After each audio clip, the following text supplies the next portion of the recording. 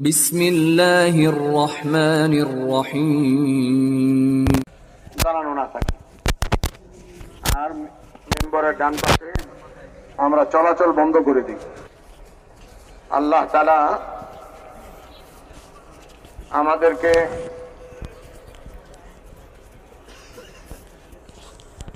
রাসূলুল্লাহ সাল্লাল্লাহু আলাইহি ওয়াসাল্লামের উম্মত হিসেবে পয়দা করছেন। আমরা যেমন আমাদের নবী শেষ নবী, আমরা তেমনি শেষ নবীর শেষ উম্মত। এই জন্য পূর্বেকার উম্মতের কথা কিতাবাদিতে আমাদেরকে জানানো হয়েছে। আজকে সকালে না যেন কালকে রাত্রে বয়ানের মধ্যে বলা হলো যে এই উম্মতের মধ্যেও বড় বড় কৃতিত্ব আছে, কিন্তু এটাকে আর কিতাব আকারে কাউরে জানানো হয় না, এই জন্য যে পরবর্তীতে আর কোনো উম্মত নাই, এই উম্মতই শেষ উম্মত। কিয়ামত পর্যন্ত আদম সন্তান যে পয়দা হবে পৃথিবীর যে কোনো দেশে, পুরুষ মহিলা সাদা কালো, কিয়ামত পর্যন্ত যে মানুষ পয়দা হবে তার কাছে আল্লাহর দ্বীন পৌঁছে যায়, আর সে আল্লাহর দ্বীনের মাধ্যমে তার দুনিয়া আখিরাতের জিন্দেগিকে সফল বানায়। এই জন্য আমাদের উপরে জিম্মাদারি হলো আমরা নিজেরা দ্বীনের উপরে চলবো এবং আমাদের জান মাল কোরবানি করে এই মেহনতের গাড়িকে চালাবো, যাতে কিয়ামতের দিন পর্যন্ত শেষ ব্যক্তি পর্যন্ত আল্লাহর দ্বীন পৌঁছে যায়। তো এই দ্বীনের মেহনত করতে হলে মেহনতকে শিখতে হবে, বুঝতে হবে। মেহনতের জন্য সিফাত এবং গুণাগুণ লাগবে। সবচেয়ে বড় জিনিস হলো মেহনত করার জন্য বাহ্যিক কোনো ডিগ্রি লাগে না। ডিগ্রি এই মেহনত করার জন্য বাহ্যিক কোনো ডিগ্রি লাগে না। আর এই মেহনত করার জন্য বড় কোনো পদ পদবীওয়ালা হওয়া জরুরি না। এই মেহনত তো অন্ধ মানুষও করতে পারে, এই মেহনত তো বোবাও করতে পারে, এই মেহনত তো প্যারালাইজড রোগীও করতে পারে, হাসপাতালের রোগীও করতে পারে। শুধু তার দিলের ভিতরে মুহাম্মদুর রাসূলুল্লাহ সাল্লাল্লাহু আলাইহি ওয়াসাল্লামের দিলের ভিতরে উম্মতের যে দরদ ছিল তার ছিটা ফোঁটা, তার কিঞ্চিত যদি তার দিলে চলে আসে। একজন রোগী হাসপাতালে, তাকে লোকেরা দেখতে গেছে, সান্ত্বনা দিতে গেছে, তো প্রত্যেক দেখনেওয়ালাকে, আয়াদত করনেওয়ালা রোগী দেখতে যে গেছে তাকে সে বিছানায় শুয়ে শুয়ে তশকিল করছে, আমাকে ফল দিবেন, আপেল দিবেন, কলা দিবেন, এ তো শেষ হয়ে যাবে, আমার জন্য দোয়া করেন। আর দোয়ার জন্য আল্লাহর রাস্তা সবচেয়ে উত্তম জায়গা। এইভাবে সে হাসপাতালে থাকতে থাকতে মোটামুটি জামাত তৈয়ার করে হাসপাতাল থেকে যখন ঘরে আসছে তো মার্কাজওয়ালাদের কাছে লিস্ট পৌঁছাই দিছে যে আমি হাসপাতালে থাকতে এই জামাত বানাইছি, এখন আপনারা এই জামাতকে উসুল করে আল্লাহ রাস্তায় বের করেন। তো এই মেহনত তো যে কোনো ব্যক্তি করতে পারে। আঙ্গুঠা ছাপ বলে না, নিরক্ষর ব্যক্তি আঙ্গুলের ছাপ লাগায়, টিপসই দেয়, সেও মেহনত করতে পারে। আর এরকম কত বুজুর্গ আমাদের ছিলেন যারা নিরক্ষর ছিলেন, কিন্তু আল্লাহ তাআলা তাদেরকে দিয়ে সারা দুনিয়ার মানুষের রাহবরি নিয়েছেন। শর্ত হলো দিলের ভিতরে আল্লাহর মহব্বত, রসুলের মহব্বত, দ্বীনের মহব্বত, এবং দ্বীন দুনিয়াতে কায়েম হোক। এই জন্য দিলের ভিতরে রগবত, শৌক, আগ্রহ। মানুষ যাকে মহব্বত করে, যাকে দিলে জায়গা দেয়, তার জন্য কোরবানি করতে পারে। যাকে দিলে জায়গা দেয় না, যার জন্য মহব্বত নাই, তার জন্য কোরবানি করতে পারে না। তার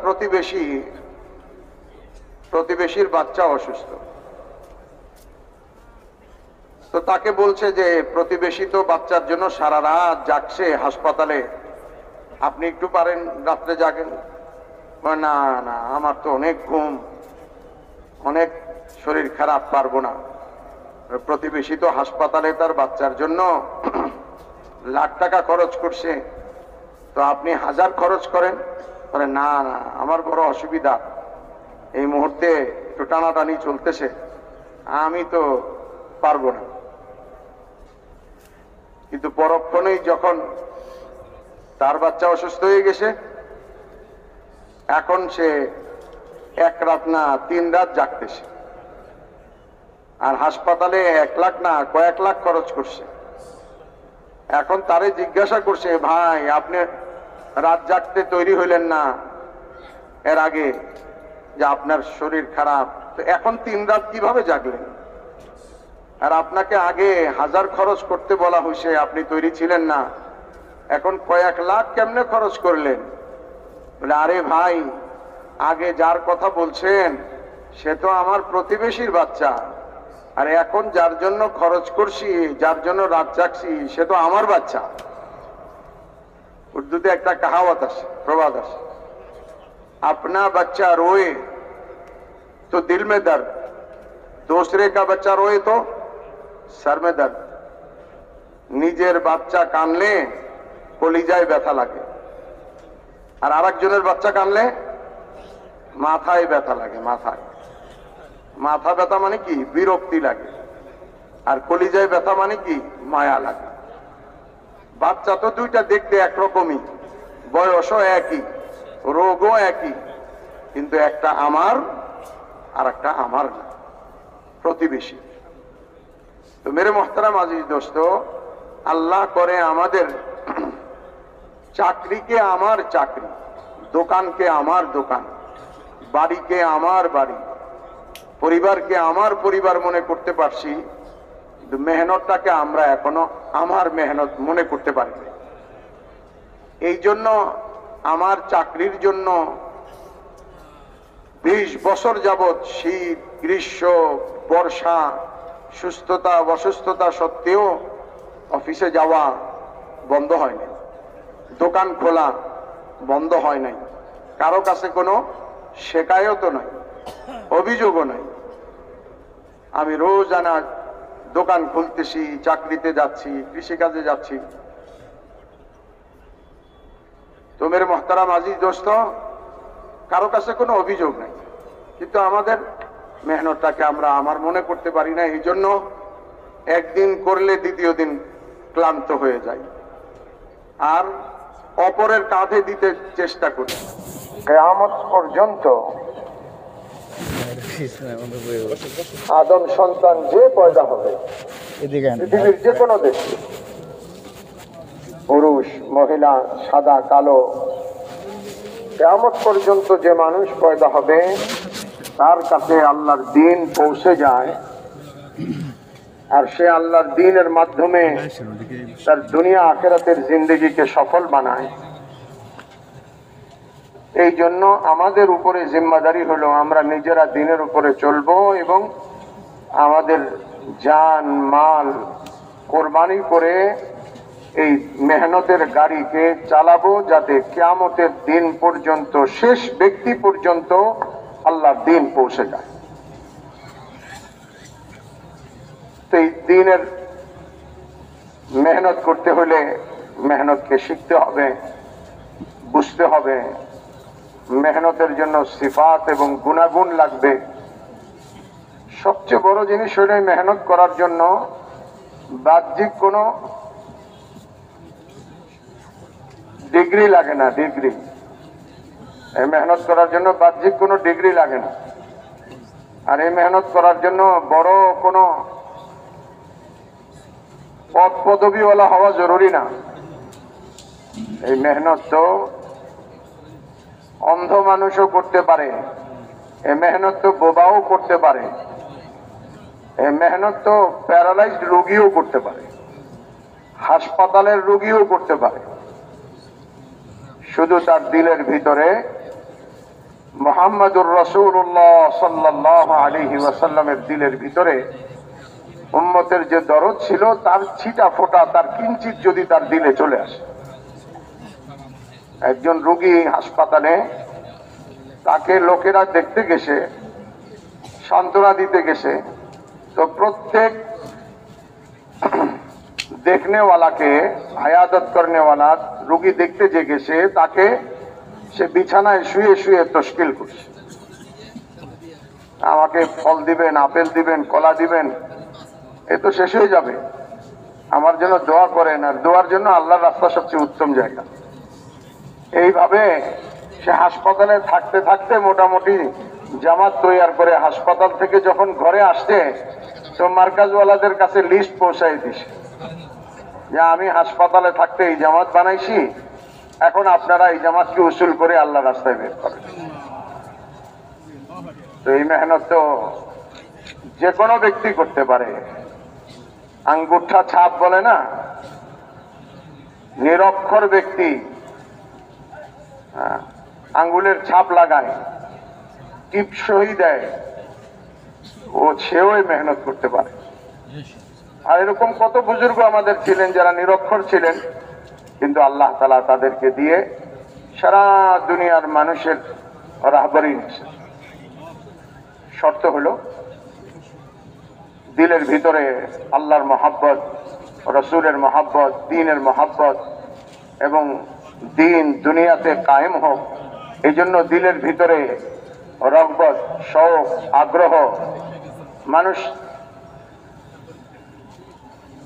যাকে মহব্বত করে, যাকে দিলে জায়গা দেয়, তার জন্য কোরবানি করতে পারে। যাকে দিলে জায়গা দেয় না, যার জন্য মহব্বত নাই, তার জন্য কোরবানি করতে পারে না। এক লোক তার প্রতিবেশীর বাচ্চা অসুস্থ, তো তাকে বলছে যে প্রতিবেশী তো বাচ্চার জন্য সারা রাত জাগছে হাসপাতালে, আপনি একটু পারেন রাত্রে জাগেন? না না, আমার তো অনেক ঘুম, অনেক শরীর খারাপ, পারবো না। প্রতিবেশী তো হাসপাতালে তার বাচ্চার জন্য লাখ টাকা খরচ করছে, তো আপনি 1000 খরচ করেন? না না, আমার বড় অসুবিধা, এই মুহূর্তে একটু টানাটানি চলতেছে, আমি তো পারবো না। কিন্তু পরক্ষণেই যখন তার বাচ্চা অসুস্থ হয়ে গেছে, এখন সে 1 রাত না 3 রাত জাগতেছে, আর হাসপাতালে 1 লাখ না কয়েক লাখ খরচ করছে। এখন তারে জিজ্ঞাসা করছে, ভাই আপনি রাত জাগতে তৈরি হইলেন না এর আগে, যে আপনার শরীর খারাপ, তো এখন 3 রাত কিভাবে জাগলেন? আর আপনাকে আগে 1000 খরচ করতে বলা হয়েছে, আপনি তৈরি ছিলেন না, এখন কয়েক লাখ কেমনে খরচ করলেন? বলে, আরে ভাই, আগে যার কথা বলছেন সে তো আমার প্রতিবেশীর বাচ্চা, আর এখন যার জন্য খরচ করছি, যার জন্য রাত জাগছি, সে তো আমার বাচ্চা। উর্দুতে একটা কাহাওয়াত আছে, প্রবাদ আছে, अपना बच्चा रोए तो दिल में दर्द, दूसरे का बच्चा रोए तो सर में दर्द। নিজের বাচ্চা কানলে কলিজায় ব্যথা লাগে, আর আরেকজনের বাচ্চা কানলে মাথায় ব্যথা লাগে। মাথা ব্যথা মানে কি? বিরক্তি লাগে। আর কলিজায় ব্যথা মানে কি? মায়া লাগে। বাচ্চা তো দুইটা দেখতে একরকমই, বয়সও একই, রোগও একই, কিন্তু একটা আমার আর একটা আমার না, প্রতিবেশী। তো মেরে মোহতারাম আজিজ দোস্ত, আল্লাহ করে আমাদের চাকরিকে আমার চাকরি, দোকানকে আমার দোকান, বাড়িকে আমার বাড়ি, পরিবারকে আমার পরিবার মনে করতে পারছি, কিন্তু মেহনতটাকে আমরা এখনো আমার মেহনত মনে করতে পারি না। এই জন্য আমার চাকরির জন্য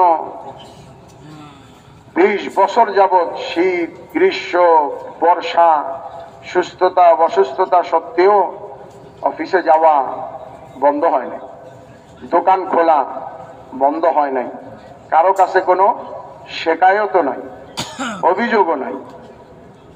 আমি রোজানা দোকান খুলতেছি, চাকরিতে যাচ্ছি, কৃষিকাজে যাচ্ছি। তো মেরে মহতারাম আজিজ দোস্ত, কারো কাছে কোনো অভিযোগ নাই, কিন্তু আমাদের মেহনতটাকে আমরা আমার মনে করতে পারি না। এই জন্য একদিন করলে দ্বিতীয় দিন ক্লান্ত হয়ে যায় আর অপরের কাঁধে দিতে চেষ্টা করি। সারা দুনিয়াতে সফর করে আল্লাহর দ্বীন দুনিয়াতে মানুষের কাছে পৌঁছে দেওয়া। আজকে সারা দুনিয়াতে দেখেন, মানুষ সামান্য ময়লা পরিষ্কার করার সাবান বানাইছে, চকলেট বানাইছে, বাচ্চাদের মুখের একটু মিষ্টি চকলেট, খেলনা বানাইছে বাচ্চাদের সামান্য সময়ে ভুলায় রাখার জন্য খেলনা। তো এক দেশ তৈরি করে সেটা বিভিন্ন দেশে, ওই দেশের জেলা, জেলার উপজেলা, উপজেলার ইউনিয়ন, গ্রাম, দোকান, দোকানে ওই জিনিস পৌঁছে দিচ্ছে। কত জিনিস আছে যেটা মানুষের তেমন বড় কোনো জরুরত না, কিন্তু কোম্পানি সেটা তৈরি করে সারা দেশের মধ্যে, সারা দুনিয়াতে ছড়াই দিচ্ছে। অথচ আমার আপনার কাছে ওই কালিমা আসে, যে কালিমা মুহাম্মাদুর রাসূলুল্লাহ সাল্লাল্লাহু আলাইহি ওয়াসাল্লাম তার চাচার মৃত্যুর সময় পেশ করেছিলেন। যে কালিমার উপরে মানুষের মৃত্যু হলে জান্নাত আল্লাহ তাআলা তার জন্য অবধারিত করে দেন। হযরত মুআজ ইবনে জাবাল রাদিয়াল্লাহু তাআলা আনহু থেকে বর্ণিত, মান কানা আখিরু কালামিহি লা ইলাহা ইল্লাল্লাহ দাখালাল জান্নাহ। যদি মানুষ খেলনা নিয়ে বিদেশ পৌঁছতে পারে, চকলেট নিয়ে বিদেশ পৌঁছতে পারে, সামান্য গায়ের জামা নিয়ে, জুতা নিয়ে, স্যান্ডেল নিয়ে সারা দুনিয়াতে ছড়াইতে পারে, তো যে কলেমা এই আসমান, জমিন, চন্দ্র, সূর্য, গ্রহ, নক্ষত্র সবকিছুকে একটা গোলাকৃতি, একটা বৃত্ত তৈরি করে তার উপরে রাখলে ওই কালিমা সমস্ত কিছুকে চূর্ণ বিচূর্ণ করে পৌঁছে যাবে ভিতরে, তাহলে এত ভারী কালিমা আমাদের কাছে আছে। যে কালিমার মধ্যে আফ্রিকার কালো মানুষ, ইউরোপের সাদা মানুষ সহ পুরুষ, মহিলা, সারা বিশ্বের মানুষের মুক্তি যে কালিমার মধ্যে আল্লাহ তাআলা রাখছেন, তাহলে এই কালিমা নিয়ে সারা দুনিয়াতে সফর করা, সারা দুনিয়ার মানুষের কাছে যাওয়া, এটা তো আশ্চর্যের, বরং এটাই তো যুক্তিযুক্ত কথা যে মানুষ এই দামি জিনিস, উম্মতের এই আমানত তাদের কাছে পৌঁছে দেওয়ার জন্য যাবে, এটাই যুক্তিযুক্ত কথা। আমরা সাধারণত বিদেশ সফরের কথা বললেই প্রথম আমাদের মাথায় আসে দুইটা জিনিস। এক হইল খরচের মাসলা, দ্বিতীয় হইল সময়ের মাসলা। খরচের মাসলা যদি খুব প্রকট হয় তাহলে বিদেশ সফর করা না করাই ভালো। কারণ এরকম ইয়কিন যদি হয় যে পয়সায় হয়, তাহলে আমি বিদেশ সফর করে মানুষের মধ্যে আমার এই গলত ইয়াকিন মুস্তাফিল করব। পয়সায় তো সফর হয় না। হযরত মাওলানা ওমর পালনপুরি রহমতুল্লাহ আলাইহি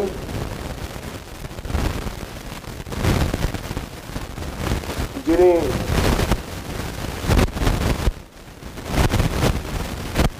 দারিদ্রতা, অভাব এবং সংসারের তাকাজার কারণে দাওরা না পড়েই মসজিদের ইমামতি নিছেন।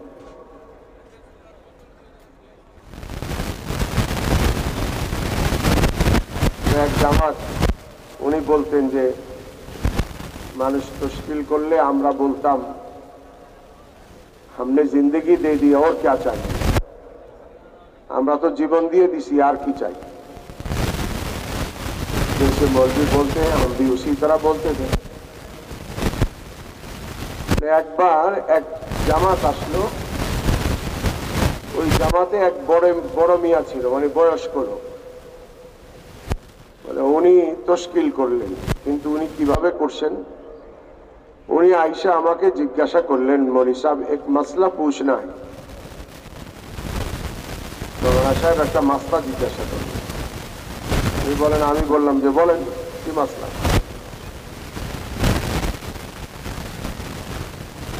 তো বুড়া বললেন যে আমাদের গ্রামে কিছু বিমার অসুস্থ লোক আছে যারা ডাক্তারের কাছে যাওয়ার যোগ্যতা রাখে না।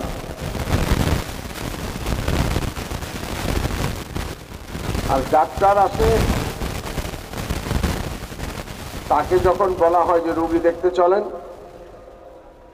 वो कहता है कि हम थोड़ी ना मोहताज है, हम क्यों जाएं, वो आए हमारे पास, আমরা তো মুখাপেক্ষী না, আমরা কেন যাব, সে আসবে আমাদের কাছে।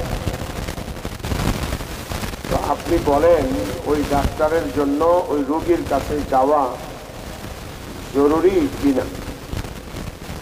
মৌলানা उमर पालनपुरी रहमतुल्लाह अलैह बोलें, मैं बेसाख्ता बोल दिया, कम वक्त डॉक्टर को जाना चाहिए।